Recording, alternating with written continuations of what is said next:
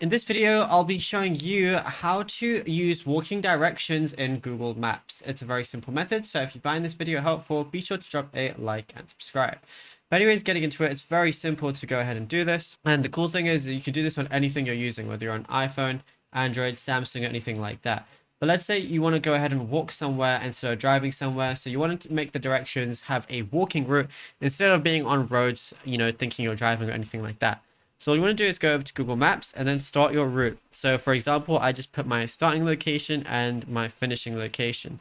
But right now, as you can see, it's saying 14 minutes if I drive. So all I'm going to do is swipe up. I'm going to see a few different options. So I see the driving's by default, but then I'm going to see that little figure where it's walking and it says 27 minutes. Then all you got to do is press preview and it's going to start, or just press start, obviously, if you're in that location, and it's going to start that walk for you, and then you'll be good to go. Now, if you found this video helpful, be sure to drop a like and subscribe, and check out all the other tutorials that we've been posting on the channel as well, because there is a lot to go through.